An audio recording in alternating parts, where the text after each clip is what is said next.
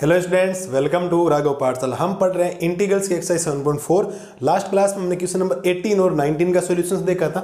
आज हम इस क्वेश्चंस में इस क्लास में क्वेश्चन नंबर 20 और 21 का सॉल्यूशंस देखेंगे। तो आप वीडियो को क्या करें, कंटिन्यू देखें। पहले करते हैं 20, फिर करेंगे 21।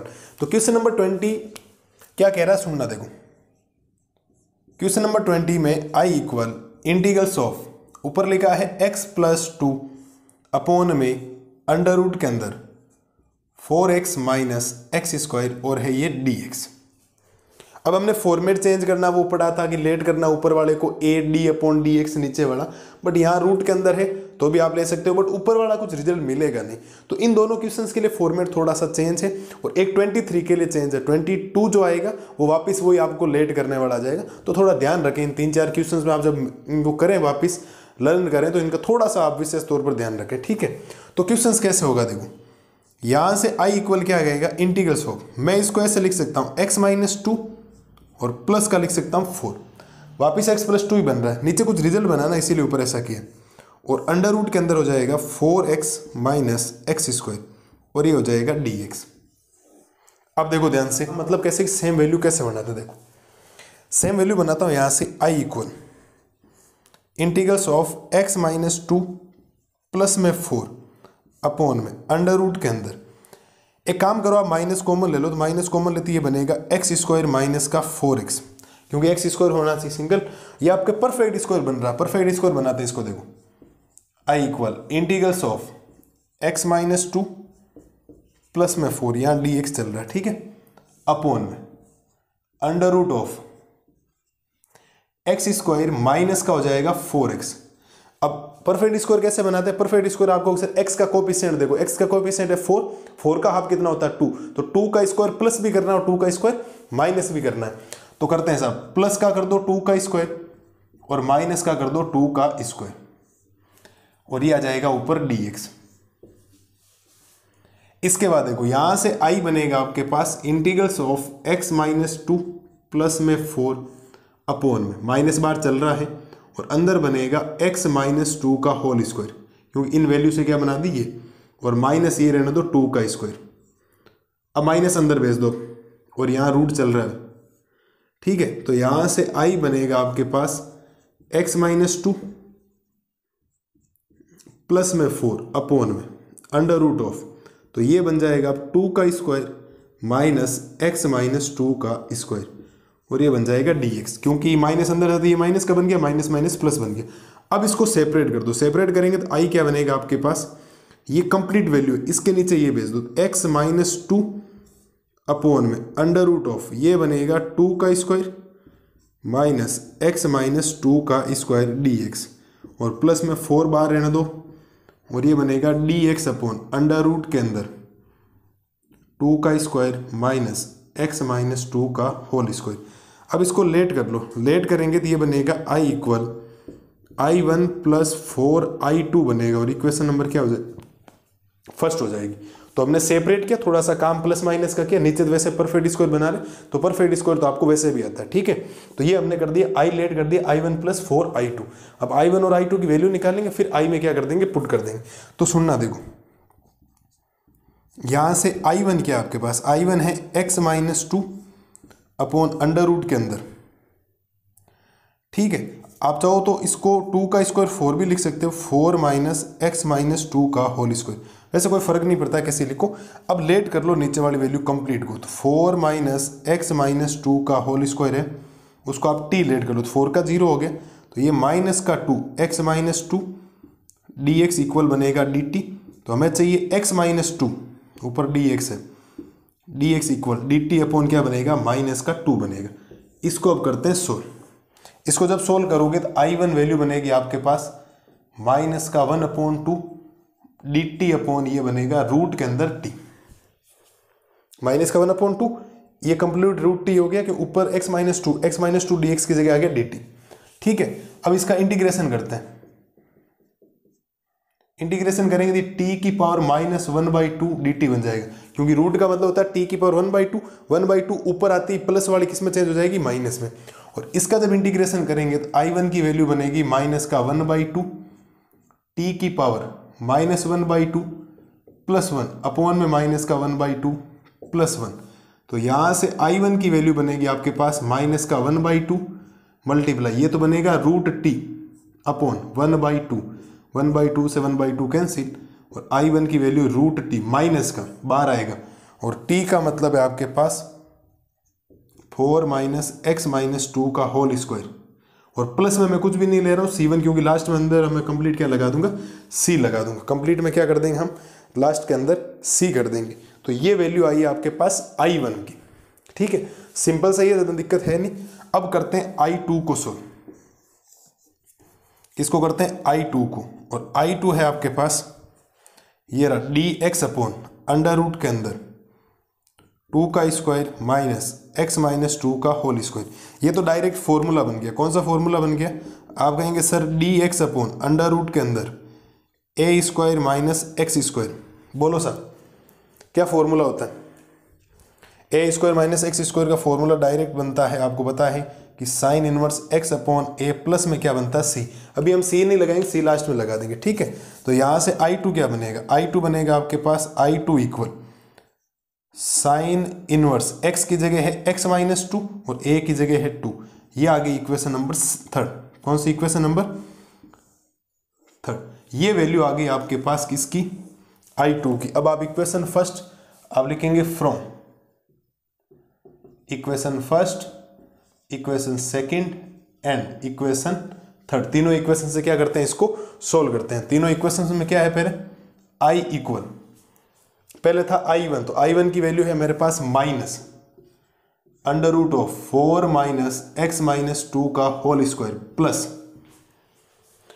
फिर है 4I2, तो 4 तो आएगा आएगा, और I2 की वैल्यू आपके पास है sign inverse x - 2 upon 2 plus में कंप्लीट के क्या लगा रहा हूँ, C लगा रहा हूँ।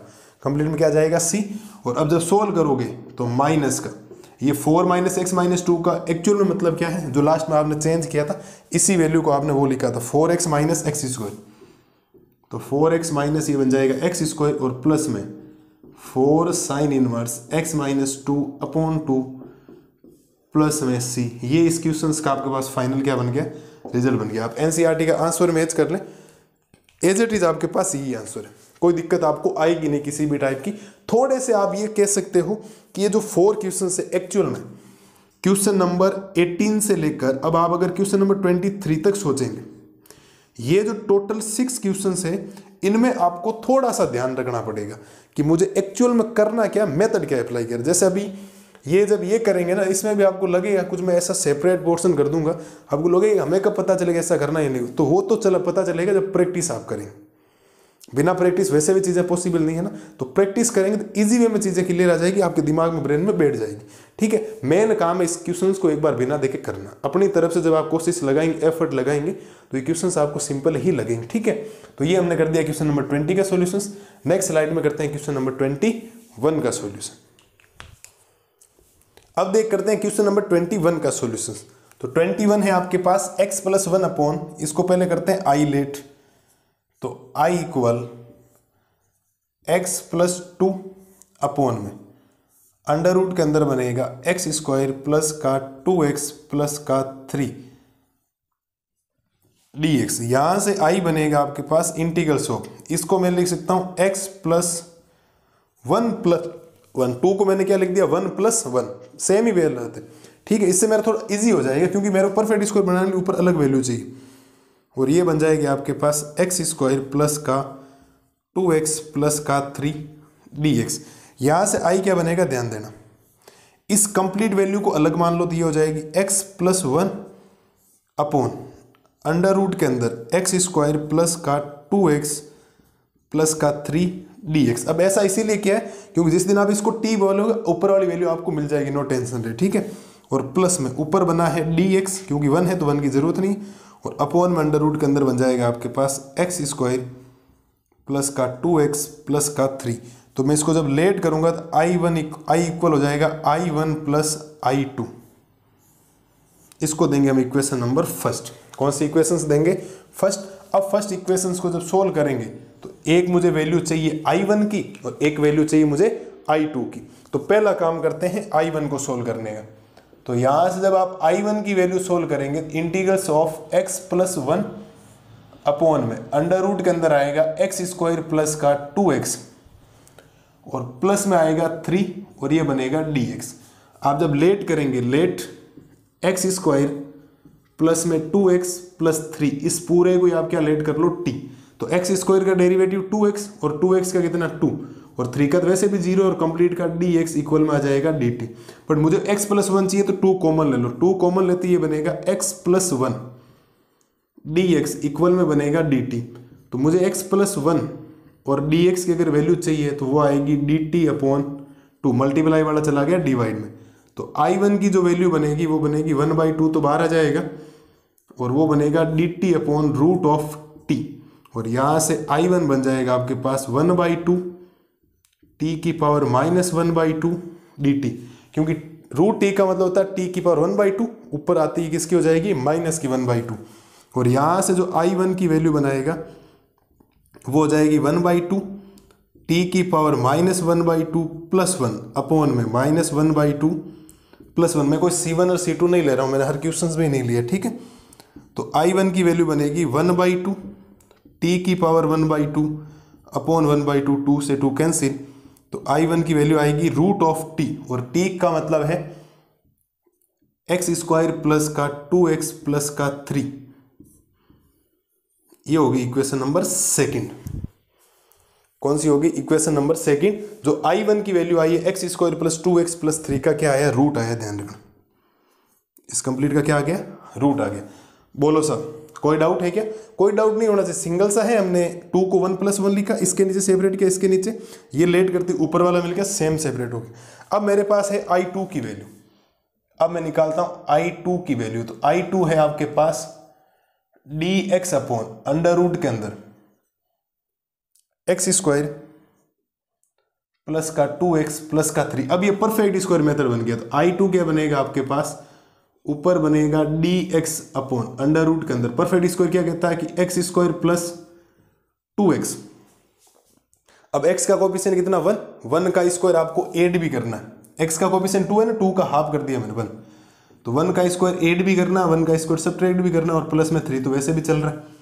तो यहां से I2 बनेगा आपके पास integrals of dx upon integration of, ये कंप्लीट क्या बन गया? x प्लस 1 का होल स्क्वायर और -1 और प्लस 3।